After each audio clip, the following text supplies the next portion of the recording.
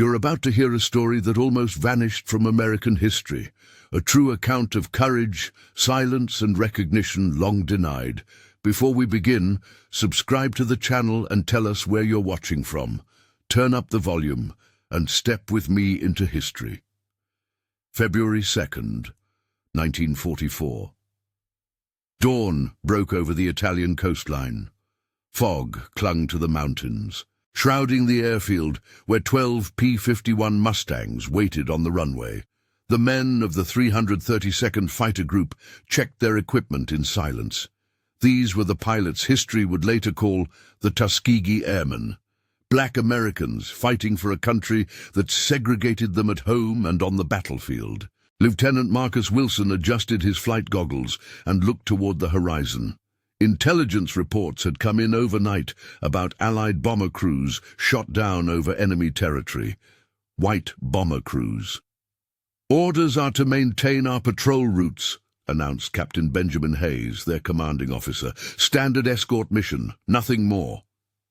But radio transmissions told a different story. 23 airmen stranded behind enemy lines, German patrols closing in. The official mission briefing made no mention of rescue operations. According to United States Army Air Force's protocol, fighter escorts were to prioritize bomber protection. Straying from assigned routes was grounds for court-martial. Marcus studied the map spread across the hood of a jeep. His finger traced the mountain range where the bombers had gone down. "They won't survive 24 hours out there," he said. Captain Hayes folded the map. "Then we better not hear any distress calls today." He walked away, but not before sliding a separate sheet of coordinates under Marcus's flight log. A silent understanding passed between them. In the sky above the Mediterranean, the roar of 12 Mustang engines cut through clouds, red tails distinctive against the blue, the markings of men whom many white officers had predicted would fail. "Stay in formation," came Captain Hayes's voice through the radio. "Standard escort pattern." But as they approached the rendezvous point, an unmistakable crackle interrupted their channel. "Any Allied aircraft, position, surrounded." The transmission faded in and out.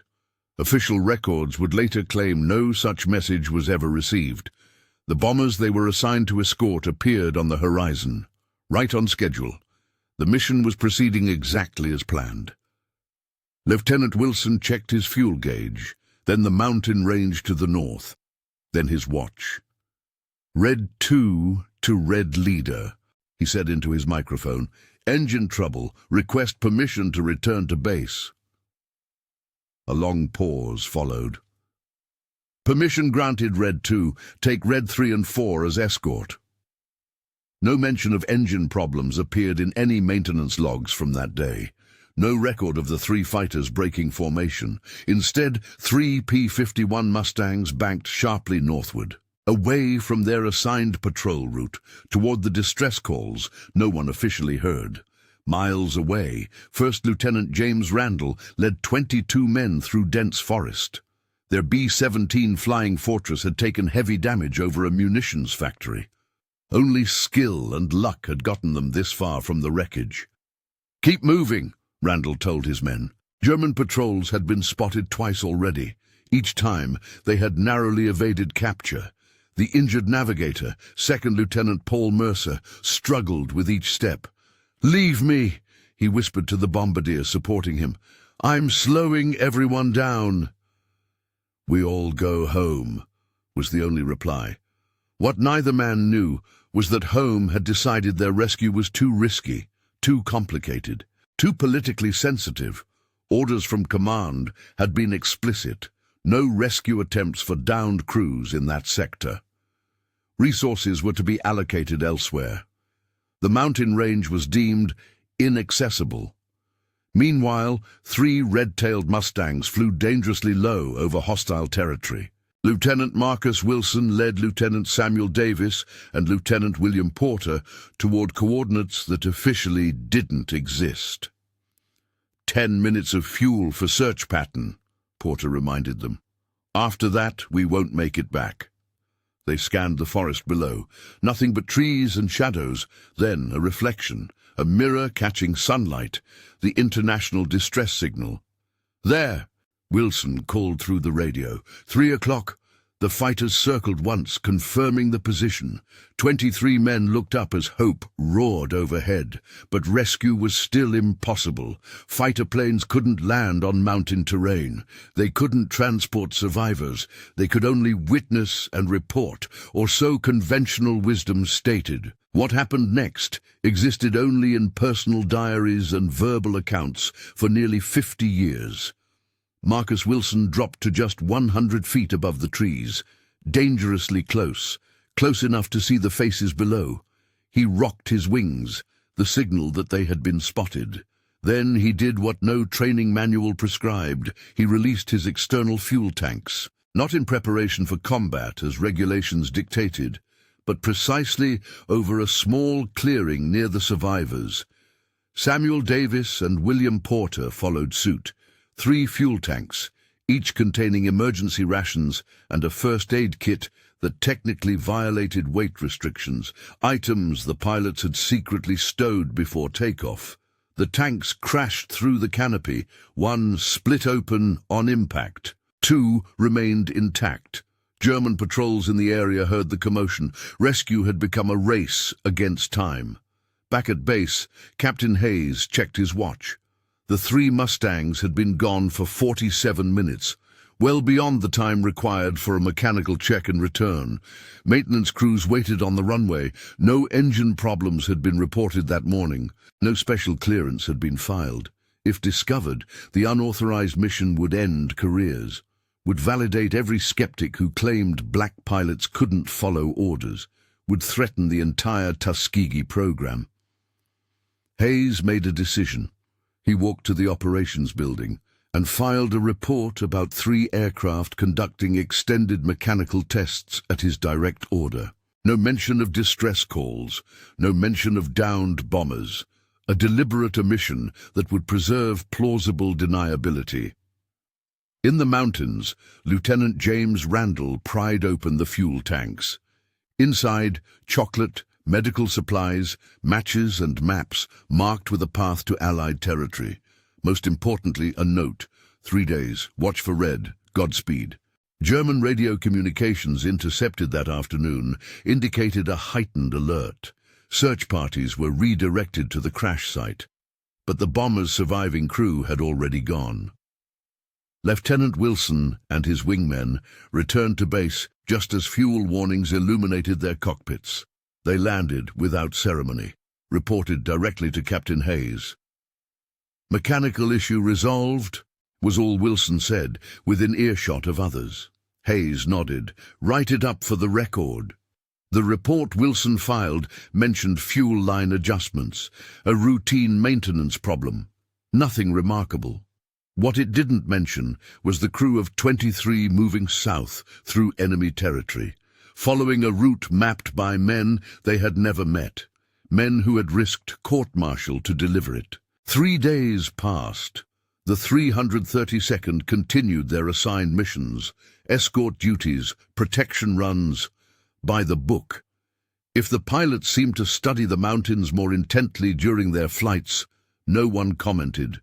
If they flew slightly off course when weather permitted, it didn't appear in navigation logs. On the 4th day, a coded message reached Allied headquarters. 22 sheep returned to fold. 22, not 23. Lieutenant Paul Mercer, the injured navigator, had died of his wounds during the journey.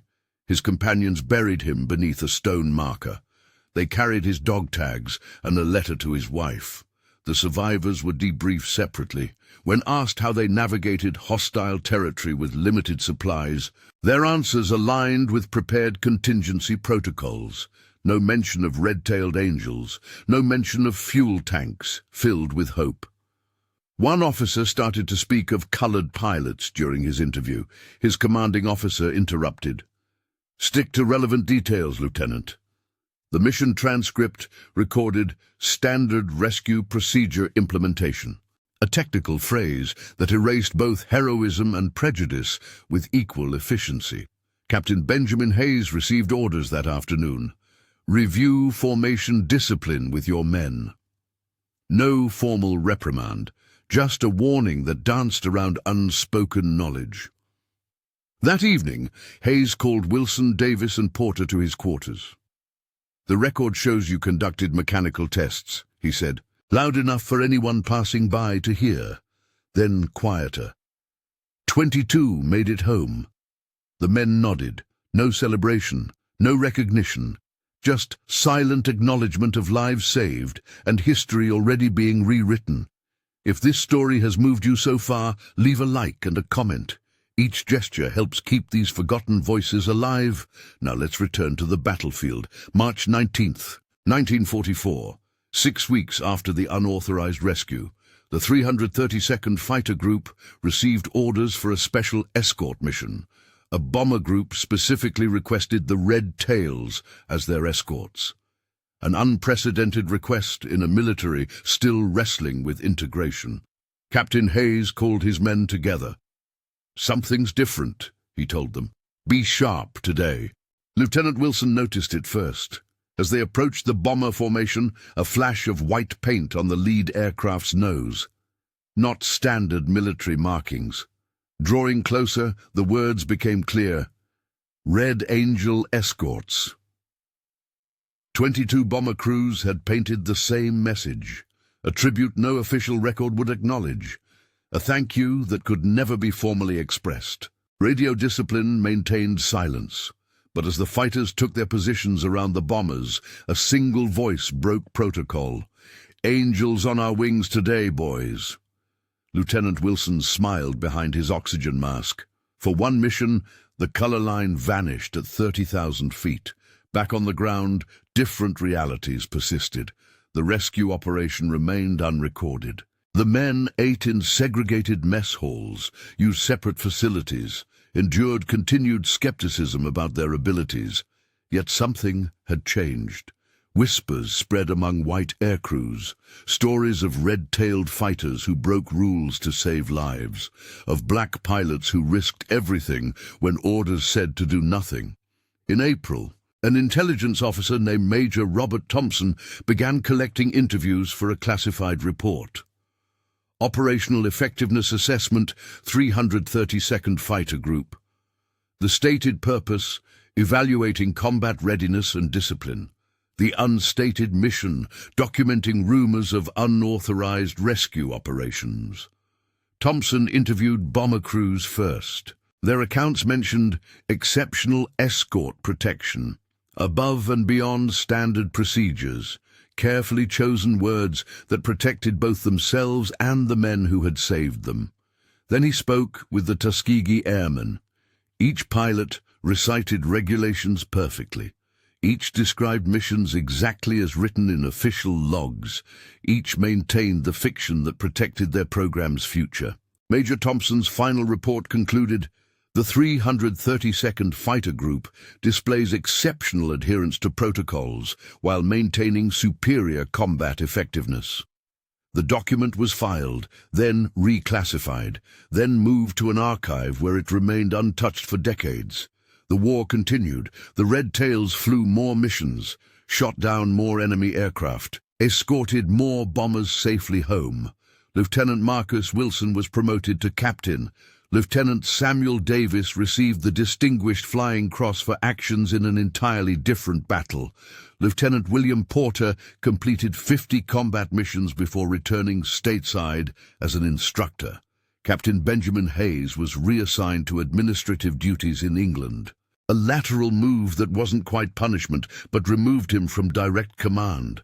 Before leaving, he met with Wilson one last time. "They're trying to bury what happened," Hayes said. "But those 22 men know. Their families know." Wilson nodded. "That's enough for now." Both men understood the reality. A country not ready to celebrate black heroism would never acknowledge the mission. The rescue would become a ghost story, a legend whispered among airmen but absent from history books. June 1995, over 50 years later. A historian named Dr. Eleanor Mitchell was researching Tuskegee Airmen accounts for a university archive. While interviewing surviving members of the 332nd, she noticed a pattern. When asked about their most meaningful missions, several men mentioned weather checks and mechanical tests with unusual emotion. Always on the same date. Always with the same knowing smile. Dr. Mitchell's research led her to retirement communities and veterans' hospitals across America, to bomber crews who spoke of guardian angels with red tails, and to families who had heard bedtime stories about mysterious supplies appearing from the sky. In a Virginia nursing home, she found Captain Marcus Wilson, now 92 years old, his memory still sharp, his sense of duty intact. "I'm not interested in medals," he told her. "We did what anyone would have done." Dr. Mitchell showed him a letter she had discovered, written by the wife of Lieutenant Paul Mercer, the navigator who died during the escape, thanking the unknown airman who had given her husband a fighting chance, who had allowed 22 others to return home, who had broken rules because they understood a higher duty. Wilson's hands trembled as he read it. "She knew," he whispered. "They told her." Dr. Mitchell nodded. "They all knew. They just couldn't say it officially." Her research expanded. She tracked down Captain Benjamin Hayes's personal papers, found coded journal entries that matched the dates, discovered maintenance logs with suspicious gaps. Most significantly, she located Major Thompson's buried report. Between bureaucratic language and technical assessments lay the truth, carefully hidden for those who knew where to look. In a storage facility outside Washington, D.C., Mitchell uncovered flight records with fuel consumption data. 3 P-51 Mustangs had returned to base nearly empty on February 2, 1944, mathematical proof of a longer journey than reported. She compiled everything, interviews, documents, statistical analysis. Then she faced a choice: publish and risk controversy, or preserve the dignity of men who had never sought recognition. Mitchell chose a middle path. She organized a private reunion, September 30th, 1995. A small banquet hall in Chicago. 12 elderly men gathered at tables decorated with miniature P-51 Mustangs, 7 former Tuskegee Airmen, 5 surviving members of the bomber crews they had saved. No press, no officials, just men who shared a secret history. Captain Marcus Wilson, supported by his grandson, shook hands with former Staff Sergeant Thomas Kelly. The bomber's radio operator who had sent the distress calls no one officially heard. "We figured you boys got in trouble for helping us," Kelly said. Wilson smiled. "Worth every minute of it." Dr. Mitchell recorded their conversations, with permission, with reverence, for an archive that would remain sealed for another decade. The men shared photographs, swapped stories, filled in gaps from both sides of the rescue. One bomber crewman brought a small wooden box. Inside, a fragment of a fuel tank with Red 2 still visible in faded paint. "Carried this the whole way back," he explained. "Never told a soul where it came from." As the evening ended, Captain Wilson stood with effort. Silence fell across the room. "The official record says we never came for you," he said. "But we knew someday the truth would matter more than the paperwork." The United States Army Air Forces had tried to erase their actions, had buried reports, had discouraged discussion, had worried more about segregation policies than celebrating heroism, but they had not accounted for human memory, for gratitude, for the bonds formed when lives are saved and secrets kept. 2011. Dr. Mitchell's archive was finally opened to researchers. By then, most participants had passed away. Captain Marcus Wilson had died in 2001. He never received formal recognition for the rescue mission, never sought it, never complained about its absence. His grandson, Professor James Wilson, continued Dr. Mitchell's work, petitioning the Department of Defense, submitting evidence to military historians, fighting for acknowledgement that came too late for those who earned it. In 2015, an amendment to military records officially recognized the February 2nd, 1944 mission. Posthumous commendations were issued to Wilson, Davis, Porter, and Hayes. A small ceremony was held at the Tuskegee Airmen National Museum. The citation read, "For exceptional courage and initiative in conducting a successful rescue operation of 22 downed airmen under hostile conditions." No mention of the mission's unauthorized nature, no acknowledgement of the cover-up, no reference to the 50 years of silence, but in the audience sat families who knew the whole story, children and grandchildren of both the rescuers and the rescued. Witnesses to a connection that transcended official records. Professor Wilson accepted his grandfather's medal. "He would want me to say this wasn't extraordinary to him," he told the gathering. "This was simply his duty, the same duty any American would fulfill for another." What remains extraordinary was the context. Men fighting for a country that didn't fully recognize their citizenship. Men saving others who might have refused to sit beside them at home. Men whose heroism was erased because it complicated a narrative of separation. Today, aviation historians study the tactics used during the rescue. Military ethicists debate the choice to disobey direct orders. Students learn about the Tuskegee Airmen's complete record, both the missions celebrated immediately and those acknowledged decades later. The full truth emerges not from any single document, not from revised citations, not even from the oral histories preserved by Dr. Mitchell. It lives in the intersection of all these sources, in the space between official records and human experiences, in our willingness to recognize that history is always more complex, more human, and more heroic than what gets written down first. The men who flew those red-tailed Mustangs knew something deeper than regulations, knew that some principles transcend orders, knew that courage often means risking not just life, but legacy. February 2nd, 1944. A date nearly erased. A mission almost forgotten. A connection between Americans that no command could permanently sever. These names were almost erased, but history remembers those who refuse to be silent. If you believe their stories deserve to be told, support this channel. Like, comment, and subscribe. See you in the next episode. You in.